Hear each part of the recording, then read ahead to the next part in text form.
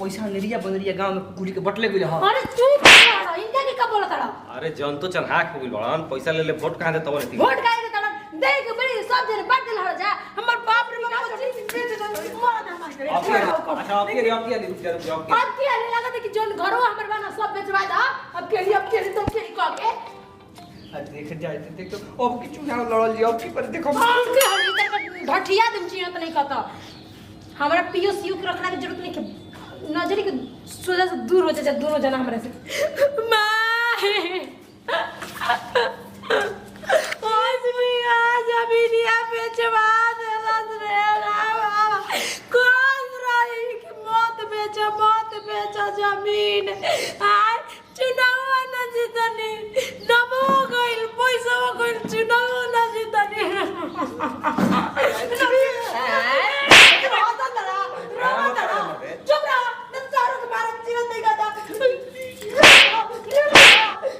लाया चुनाव कहते हैं कि झूलना बहुत खड़ा भी है वो झूलना वो खड़ा भी है तो लौसे मरबे गांव में उतना ही ओकर नीमन साड़ी देख के ओकर होतना त चूड़ी देख के पिछाड़ गेला सर गांव वाला हमरा के धोखा दे देला सर ई गांव वाला पे ऊपर चढ़ जाओ सर प्लास्टिक के पिलुआ पड़ जाओ जोन पर पैसा कइले बा परी लेकिन से दे जे मर जीवा ठीक बा न रही मर दे ना हमरा ए भैया तू जो रे जा अपने घरे जा चलो तुम ना तो टेंशन हो झूठो खाली जो जवन लिखल बतन पूरा हो के दे जो हमरा से बोला मत मतलब जवन गोड़ रहे करे पैसा देते रहे जवन गोड़ लगत रहे धर्मशाला खुल रहे धर्मशाला खुल रहे लो हूं रही मुंह हाथ चीट गए अब नती हमरे भी बोले तू आओ मुखिया के चुनाव हार गए मैं देखो हम जिंदगी का चुनाव हार गए मर्द हाथ में लात मारल जाला बरत के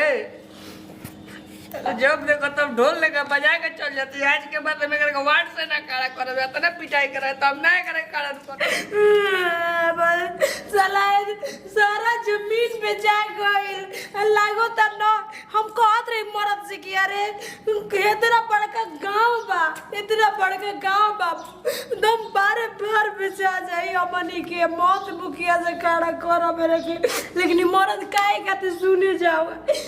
खेत बेच के हमरा के खड़ा कइला अब ऐसा स्थिति आ गेल कि एगो दाल खाए के पैसा नहीं के अब दाल दूसरे घर से भीख मांग के खाए के पड़ी मुड़ी आइट दे हमरा भी आई बता ओने भागो अरे हमरा के रो ले जाबो आओ दीदी जीत गनी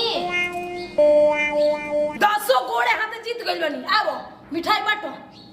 ई कैसे बोले लीजिए रहुआ नरिया तनी कबै से हम सोची कि जीत गइल बनी कि मैं हाला गुला होका त गली में नरिया के जीत लगता मम्मी के चलते हम हार गई नी त भैया जी के का बोलत तनी हार गनी त आ सुनील दीदी का हो गई हार गनी त अगला बार से जीतम और का अपन बाबू जन खेतवा धर लेले बड़ा ना उहे बेचवा दिह आ बेचवा के पैसा मंगा लिह हम खड़ा हो जाए बतिया सुनी पहले अरे तो जीत हार के त लागल ही बटे एकरा में अब का सब कोई जीतिए त का खड़ा होखत त कोई एक हो जमीनिया ना बेच देलस हां दे तुम बुराई रहू मर जा जीत रे हाथ जोड़ के खड़े कर देनी हाथ जोड़ जगरा भी हाथ ना जोड़ के जिंगू भी हाथ जोड़ मगनी जोन हमर दुश्मन और सब हाथ जोड़वे रहन राहुल के पूरा खानदान हमर दुश्मन है तो आदमी भी हमरा के जाके खड़ा करवैले रह देख सुन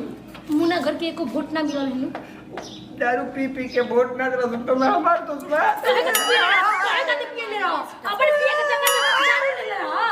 हां अपन दादा के हाड़ पिए ले रहा का पीले बनी जी जो भाग ना तो तोरे पे खींच उतर भाग पे गिरा तू भागी जैसे मार रो मार निमन लागत रहा हाथ जोड़ के भैया जी वोट दे दीदी जी वोट दे दिवाली ली वोट अब वोट मिला तारो बात कहां से यार कौन पीटी रे अरे ना अभी मोबाइल दो मोबाइल लेके वो दे देनी महुआ पिए के मैं भी सोना बाबू के देख रहा हूं कच करता रहो तो जाए तुम कच करता रहो हमरा के बेच ना दा ले चला बेच दा अरे कब के लिए तो हार हो गई रे जीत गई था हमरे के हां तुझे दी तो तोरे पैसा वाला निवास करती 5 साल ये सपना लगा यार करिए तो